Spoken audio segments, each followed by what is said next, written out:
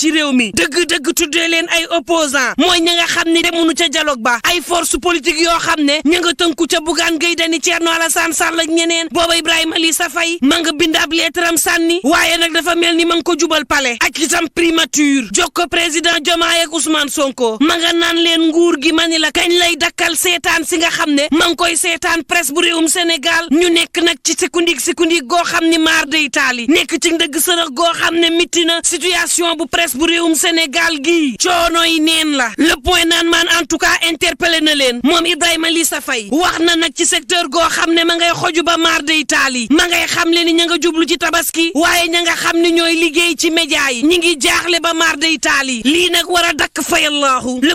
quotidien naan maan coow la day ma nga ca wisuduk Ousmane Sonko la ca Côte d'Ivoire gannaaw ado dafa dem seeti Laurent Gbagbo moom président Ouattara jàpp ne geste bi rafetul neexu ko waxtu waaw Le Soleil yéen kaay naan maan tension dem na rataxal diggante Conakry ak Sénégal moom Ousmane Sonko ma nga woon ca Guinée premier ministre ba ca Conakry naan Guinée daal daanaka Sénégal jàppe nañ ko seenum réew ndax jàmm ja Ousmane Sonko wax lu yàgg ak général Mamadou Doumbouya wax nañ ci gaz bauxite université délégation ba mujjee ca Freetown di étape bu mujj bu tournée ba booba tribune yéen kaay naan maan Matar Gueye membre bu seen bu APR ma nga dal ca Waly Diouf Bodiang ci kàddu yi nga xam ne jébbal na ko président Macky Sall ma nga naan nag ma ngay piétiner moral te daanaka di wane een goo xam ne mën naa ñàkk ci sénégalais ci seen biir sur soi naan man tension ci faat googee ñu faat ab opérateur économique ca Wélingara l'enquête ba ma ngay wéy njortu nan ne am nay complice yoo xam ne am na ca libération yéeni kaay naan man gannaaw président Fall palais de justice bu Ndakaaru dalal na it beneen magistrat boo xam ne foo la day taxawu nit ñi di leen dig ay liberté provisoire wala it ay bracelet électronique soo ko jébbalee 1 million ak xaaj mu ne mën na laa bàyyi nga dem wala mu jébbal la bracelet te neen waxu dëgg du magistrat yéeni kaay bi naan maan waa ji caam dafa doon gëmloo gaa yi naan leen magistrat la boo xam ne ministère de la justice moo ko détaché foofee di manq nit ñi ci koppar ba maar de Italie te ma ngi ko doon defee nag ci tribunal bu Ndakaaru ak lu mën a mbokk yi ñu ñaan jàmm te ndoog jàmm